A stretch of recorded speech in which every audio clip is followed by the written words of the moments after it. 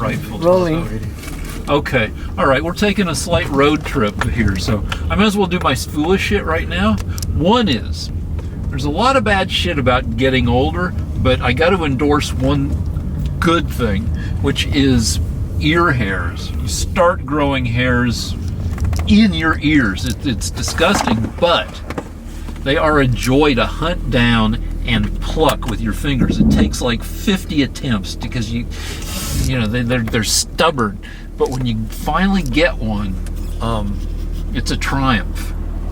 But also, you should talk to a loved one and make sure that your ears are not getting all hairy inside. Do some grooming there, and you can't tell. And you might have huge tufts and not know it.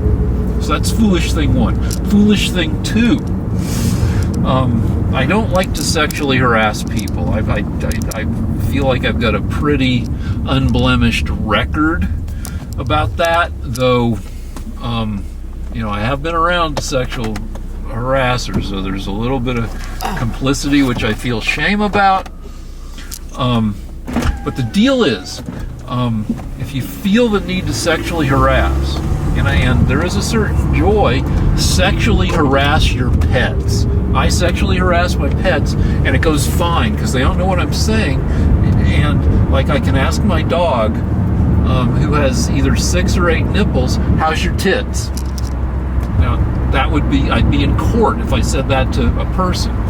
But I can ask the dog that. I can also tell any dog, as long as there are no people around to hear me, I can see your butthole. Because you can see most dogs' buttholes. I can tell my goldfish, I want to see you shit. You will be able to see the goldfish shit. So like, all that stuff you could say to your pets, and there's a little bit of joy in it. Just don't get confused and say that stuff to people. Can you cheat over here this way? What? Hello. Okay, so I'm done with my dumb stuff. Okay. What are we going to move on to?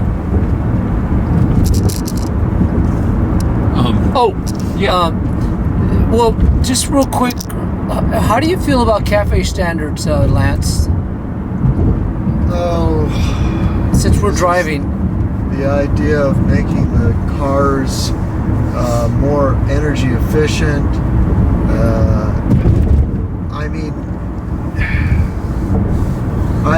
I don't have any big opinion about that right this second.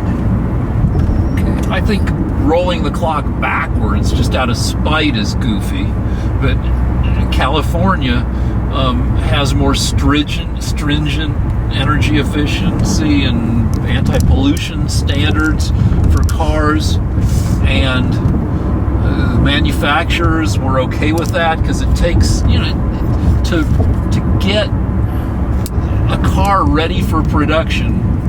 There's like, some of the technologies have a 10-year lead time between what the standards are going to be and you start preparing for them many years in advance. And manufacturers are getting ready for California's more stringent standards. They've already put a lot of work in, and then Trump says, fuck those standards. We're not going to hold you to those standards. And the manufacturers, that's not any favor to the manufacturers who've already been doing the work. And it's just kind of spiteful. It's like a fuck you to Democrats, and they're wanting cars to not be as polluting. Well, there's two reasons that it's absurd. That for the government to be deciding a lot of these things. The first is that in order to make the cars more energy efficient, they actually made them less safe. I believe they made them way less. Maybe cheapened the metal, or I forget exactly how it is, but it ends up that people are actually dying because the cars aren't as substantial, because they have to weigh a certain amount in order to save gas. They have to be lighter, and it turns out people die easier when they're in smaller cars that weigh less. Well, I can talk about some of them. All right, so my opinion is the environmentalists will always put the environment before human life. The second point is that I know a lot of people driving these cars, these electric cars that have these batteries, and from what I hear, the batteries are just as polluting because making the battery involves mining and certain chemicals, and there's a lot of damage done to the environment from electric cars, not once they're made, but during the manufacturing of them.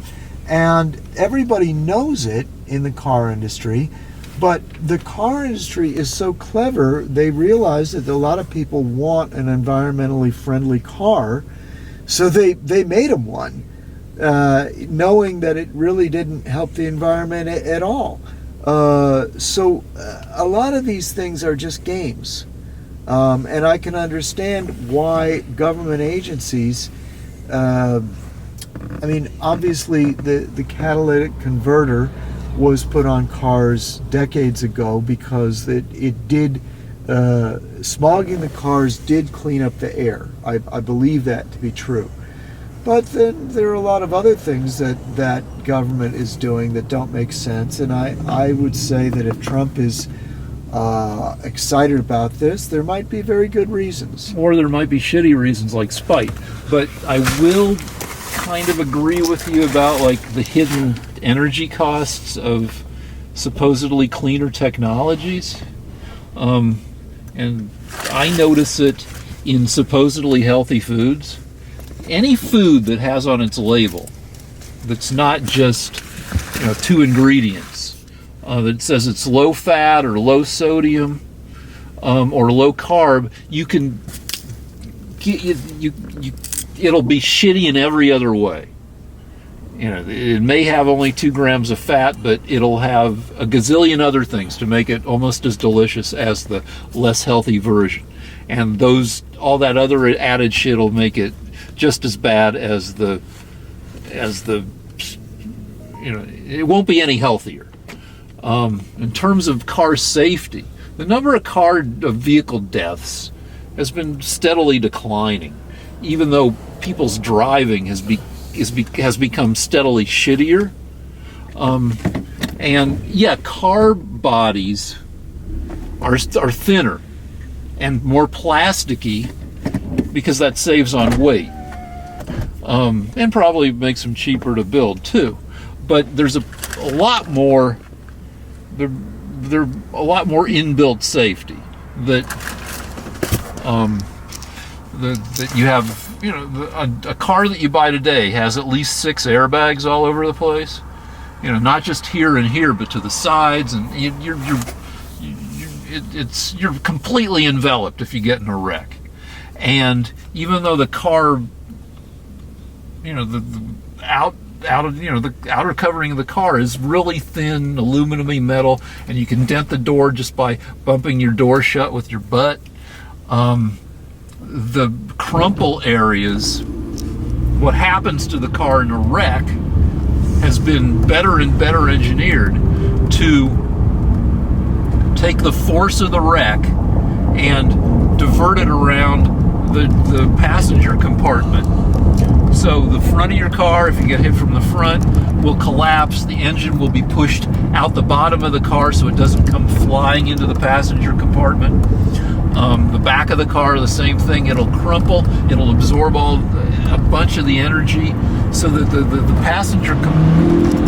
It sounds so good. I think I'll try it. Okay.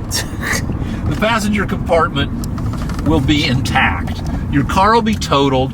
Look what the Democrats have allowed. See, there's a little homeless home. Let me get a shot See, of that. a little place for homeless people to live. And there they are. And there's more up here, And the Democrats want more homeless people. No. Because they don't enforce any vagrancy laws. They've made them illegal. So now it's legal to sleep on the street. The LA Council City Council just passed a thing that severely limited the number of places you can sleep in your car. Okay, well, it took 16,000 homeless people for them to think of a common sense reform that I could have told them 20 years ago. It's more like 30,000. LA is either number 1 or number 2 in the country. Yeah, and it's number of homeless because people. the Democrats refuse to put people in loony bins, as I said before, and Well, it's because the then- Democrats let people sleep on the street Well, the laws need to be changed, so by Democrats that made those laws. and medication needs to be improved, where you need time release medication. I mean, because what happens with the homeless, mentally ill, often you get mentally ill people on an even keel with medication. They feel good, and then they think, well, I don't need to take my pills anymore because I feel fine. And then boom, the schizophrenia comes screaming back, and they're lost on the streets. I'm hoping at some point in the future, and maybe it's a pipe dream, we'll have time release psychoactive medications that work for a month or two, the same way you can have contraceptive medications that are time release across 3 months, which would offer a better chance for mentally ill people to stay not mentally ill. Okay, well, that's another strange non-solution from a Democrat. My solution is you enforce the vagrancy laws, and you throw people into prison, or you just toss them out of L.A. so they're somebody else's problem? My solution, I've said the solution on camera before, and that is we take a parcel of land, we build inexpensive barracks and cubicles and domiciles like we would for the military on the outskirts of town. We insist that these people stay there, and we go in with psychiatrists that can evaluate them, and if they're mentally ill, we put them in mental hospitals that I would be happy to fund building. I mean, if you ask the average American in Los Angeles, will you pay an extra $200 a year in taxes to build facilities that will actually get vagrants off the street? I think we'd do it. Now, that's a tax I could believe in, but the Democrats won't do it. The Democrats are ineffective in dealing with the problem of homelessness. Is because they're anybody too bringing confused. this legislation to the state legislature? Well, what's the point? The Democrats have a supermajority. If you brought them, I haven't heard of any of these. The Democrats are not entirely the ACLU. And you don't want to deprive people of their rights, but you also don't want people to be living their entire lives miserable and more insane than they have to be. So if there were, some kind of, I'm not sure I disagree with you, as long as the places where people could live aren't hellholes. Well, Now, nobody wants them to be hellholes. Did you say hellhole? I mean, I think they can see the right now, for example, Can they're you treat this way a little bit, lads? right Yeah, now, for thank you. example, the Democrats in Los Angeles are trying to build dwellings for the homeless, and it turns out that each unit is going to cost $500,000. That's what they're talking about now, when you could build units for $30,000, where they have a roof, there's running water, there's some protection from the elements. You'll need to feed them. Yeah, I mean, there are things that could be done cheaply, but the Democrats can't do anything in a practical way. And the other thing is, you're going to need to force people to stay in these things. So you have to bring back the vagrancy laws that were overturned by liberal courts, and you have to enforce them. You have to say, look, you can't, now that you've violated the law and slept on the street, you are now a ward of the state, and we will keep you in these facilities until there's a way that you can transition into normal society, either through mental facilities or through work programs. But the point is, the Democrats are paralyzed because they don't want to be cruel and take away people's rights. Well, And- that's a legitimate concern. But it isn't a legitimate concern. Yeah, people's rights are a legitimate concern. No, they're not. What happened was in the 1960s, it was found that people were being put into loony bins against their will because they were a little bit eccentric in their lifestyle. And then what happened was everybody became eccentric in their lifestyle, and it became nearly impossible to commit someone to a mental facility when they need to be. That's true, but how to do it hasn't been worked out adequately. It has been. It's just that Democrat judges and the ACLU have prevented any common sense efforts to control the homeless. I'd like to see some of these bills that you say got shot down. Well, have people tried to bring bills to the legislature? It is now okay. Let me tell you what they did do. They made it legal for you to put up a tent in front of somebody's business. You cannot be taken off the street in many parts of Los Angeles if you want to sleep right on the sidewalk, right in front of somebody's business. And this is how the homeless expand their control over the city, their destruction of the city. What happens is they go to areas that were previously okay with thriving businesses. They bunk down. The crime rate soars. Nobody wants to go to those All right, businesses. where are the places that because you got Skid Row, which is a hellacious it's you can't have a business on Skid Row if it has anything to do with the public, because you have so many homeless people there. Right. But what other places have been made? Rick, there are homeless encampments. I could drive. We just passed one here. There are homeless encampments in the best parts of town now. Well, I live in one of the best. They have them in Brentwood now. I live in one of the best parts of town, and they're not fucking up businesses. Okay, they have homeless encampments in Brentwood right now. Yeah, I mean, So there are they're- homeless they're- encampments they're- where I live, but they're where we just saw that one. They're around freeways. They're under overpasses. Okay, They're not. but if I took you to areas of all right, but of fine. Los But the deal Angeles, is they're right in front of businesses. there now. are They've rules. taken over Hold on. streets. But there are rules that attempt to prevent this, and obviously the rules aren't working great. So I believe people are working on modifying the rules, because the deal is you need to give homeless people notice. They can't have their shit on the sidewalk, I believe, before 9 p.m. in some places, or according to some rules, before 9 p.m. and after 6 a.m. And you have to give 4 feet of the sidewalk over to people. Obviously, these aren't satisfactory rules because Democrats thought of them. well, because people are trying, and the rules, I assume, will evolve.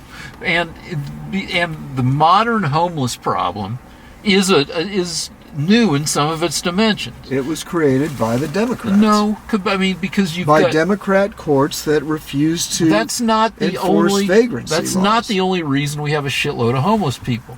Another reason. If you say it's automation again, I'll strangle you but right it here is. on camera. Go ahead, strangle me, because part of it is automation, and it's not just the problem; it also offers the solution. Because there will continue to be an underemployment problem. However, underemployed people who are in better positions than the people on the streets can also be recruited to provide to help with the homeless people, because one of the solutions among the various not great solutions that's been shown to work is individual contact with homeless people. That you have police who specialize in dealing with the homeless, you have volunteers, you have church groups, and the way that you can get some homeless people off the streets, not all of them, is to make personal contact, to see what the homeless people need, to show the homeless people what services they can get.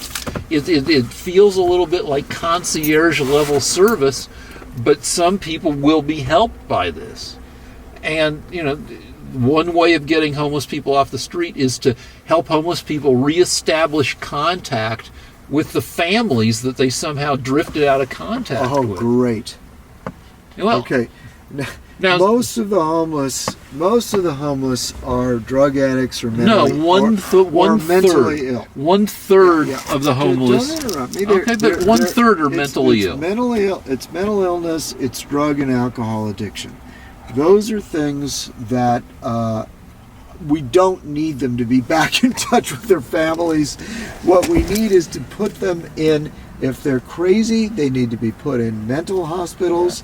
If they're drug or alcohol addicted, we need to enforce the laws against vagrancy, put them in barracks, in camps, in places where they can't get drugs and alcohol, where they are forced to dry out, and you bring in AA counselors, you have AA meetings, you have anti-drug and alcohol people going into those into the barracks that I would build. And so when they come out, they're as free of addiction as possible and able to rejoin society. But talking with them about what services they can get, yeah, there will be homeless people that you can get off the street. But I've known homeless people, and they get off the street when the government forces them. I think it's time to stop taping. When these council people, when these people that go in actually tell them that It's time to- we gotta- that you're going to go to jail if you don't do what we say. All right, cut the camera.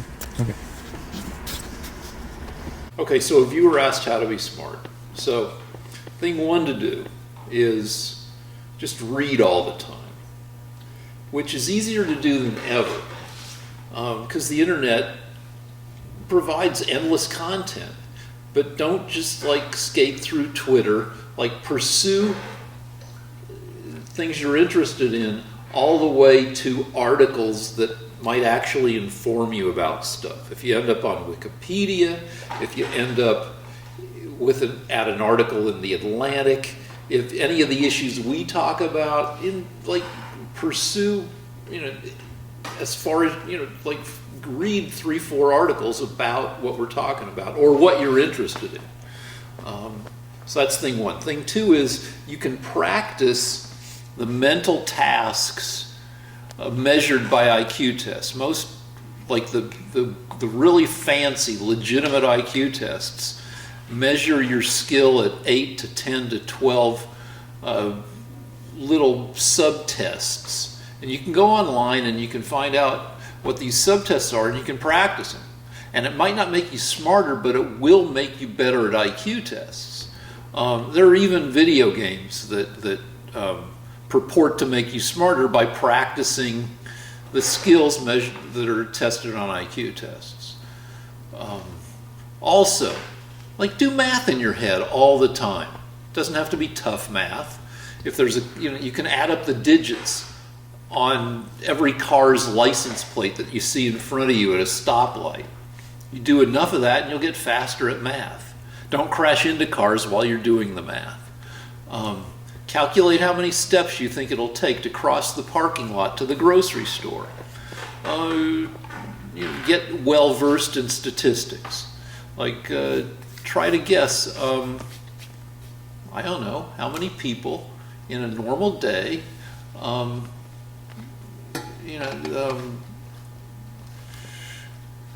have a dog, have a cat.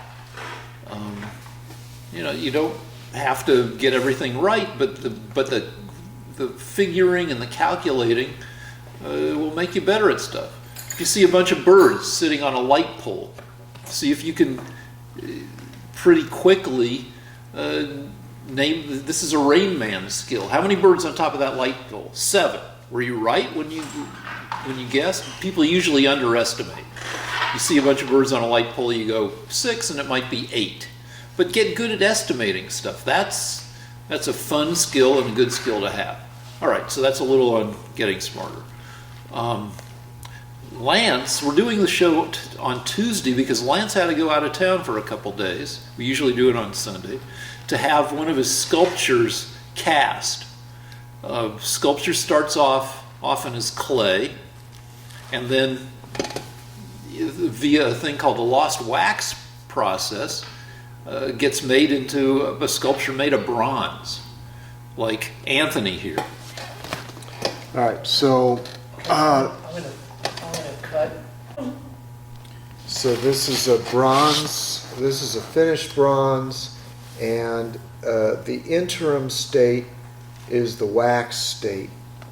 So what happens is you put a ceramic shell around this wax, and then you pour molten bronze into the ceramic shell, which then occupies the same spot. Well, first you got to get the wax out.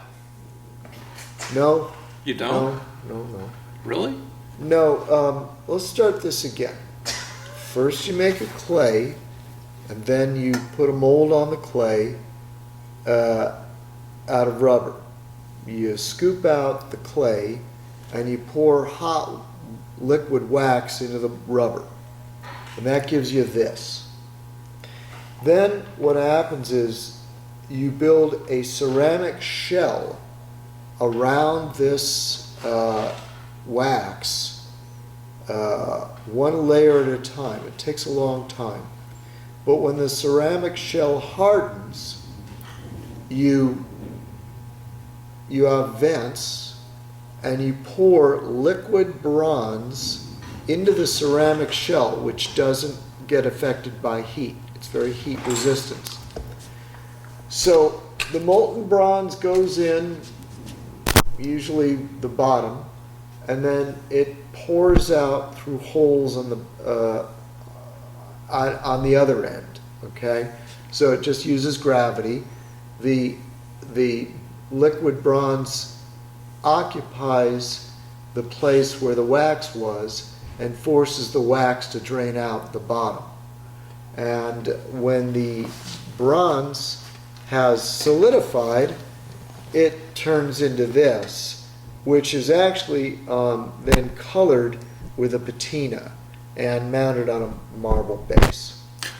So I'm used to lost wax in making jewelry. If you have a fancy wedding ring that holds several stones, it was probably made via a lost wax process, but it's a little different with jewelry, where you make a thing, usually out of wax, then you envelop it in plaster, and then you heat up the plaster and the wax drains out.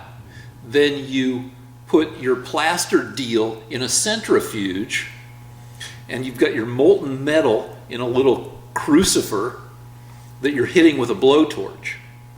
Get until it's like red hot, super melty, and then you release the centrifuge and the thing goes and it forces the wax into the hollow that you, or forces the molten metal, sometimes gold, sometimes silver, whatever, into platinum, into the hollow space that used to be filled with wax.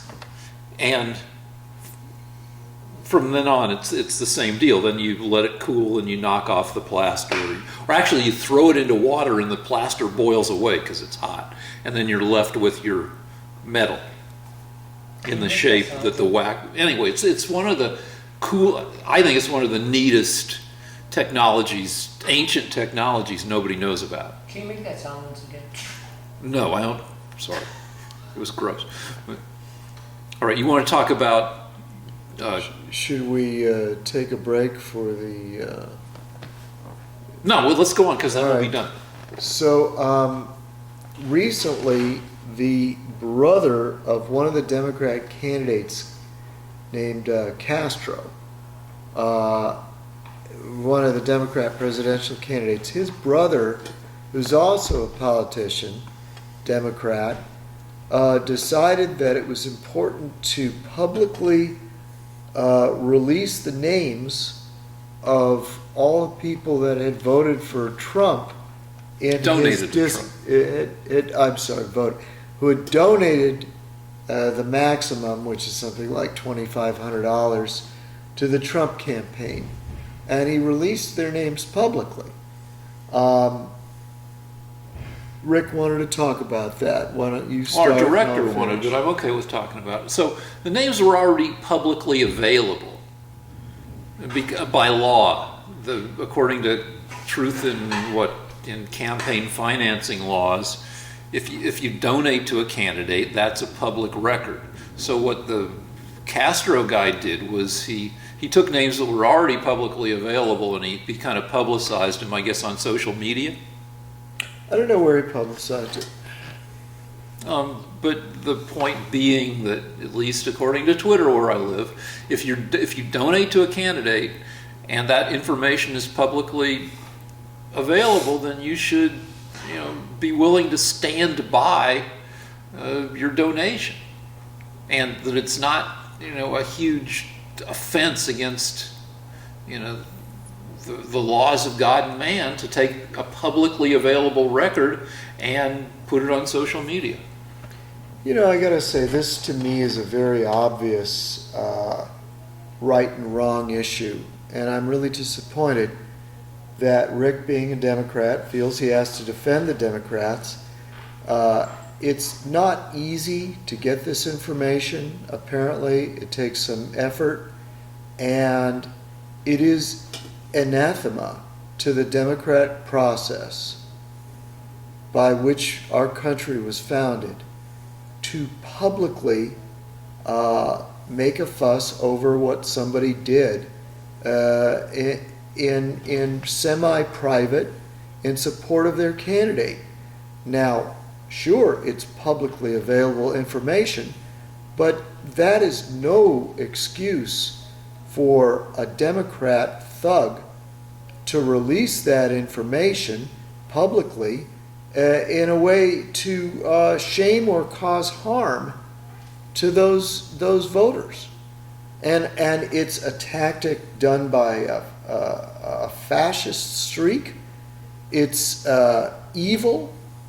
It's against everything this country stands for. If there was some reason, because of a court case or because of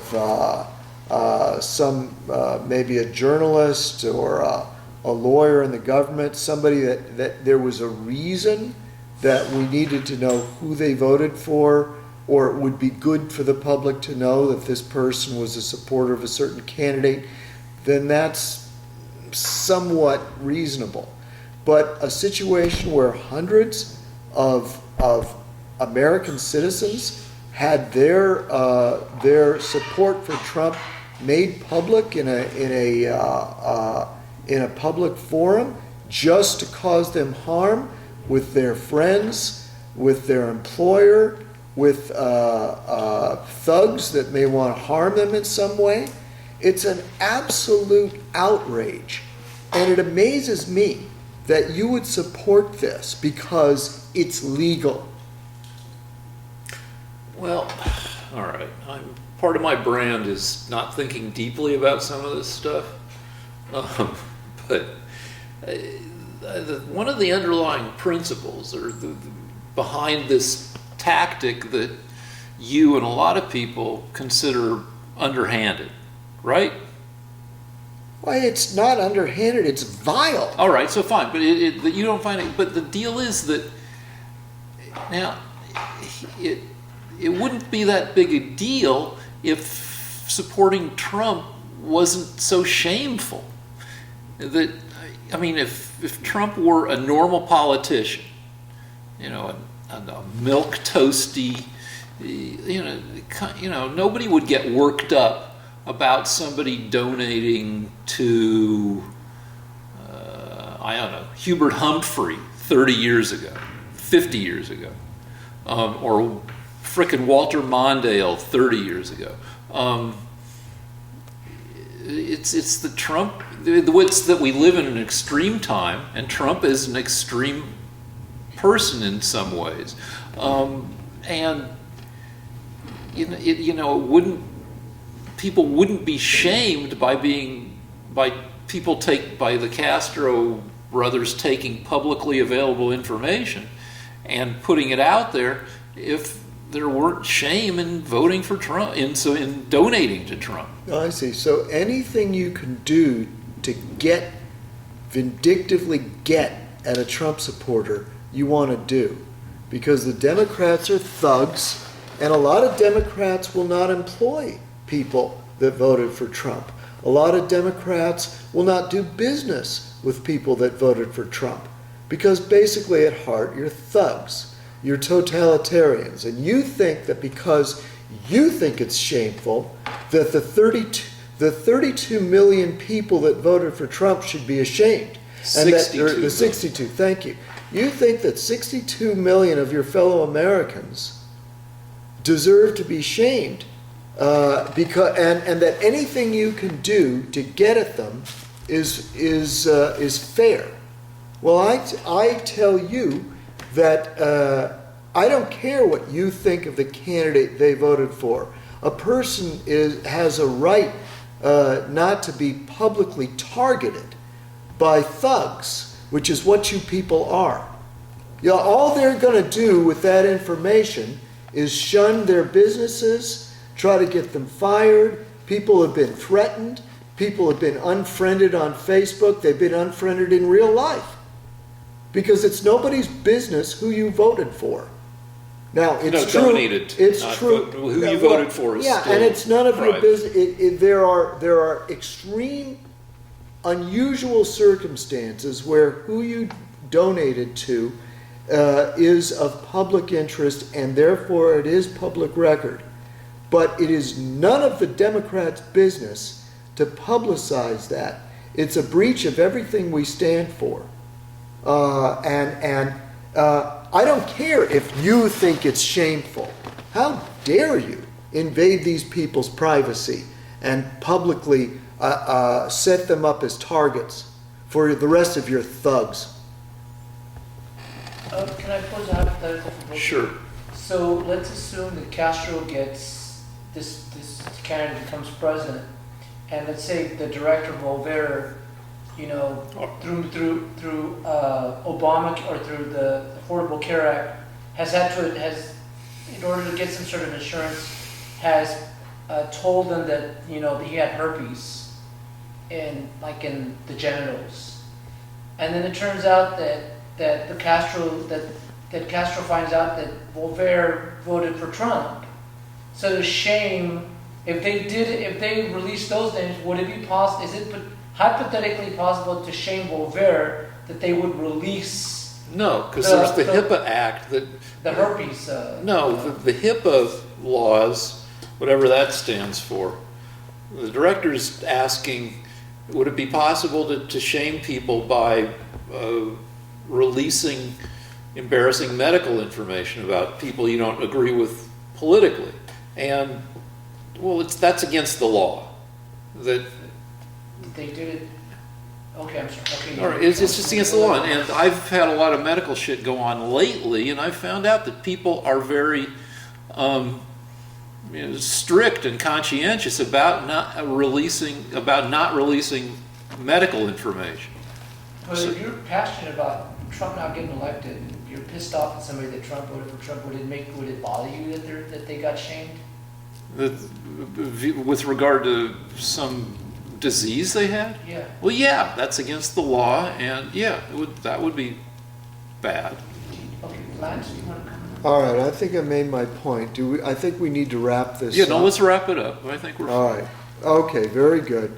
I think that should be the end of our show. I've noticed that we actually, so far, in the 2.5 years we've been giving this show, we've received $99 in donation to our PayPal account. And let me tell you something. I'm going to go out and buy myself a lot of ice cream with my $33. So thank you very much. If you wish to continue getting this kind of quality, informative debate, please contribute to our show. Thank you. All right.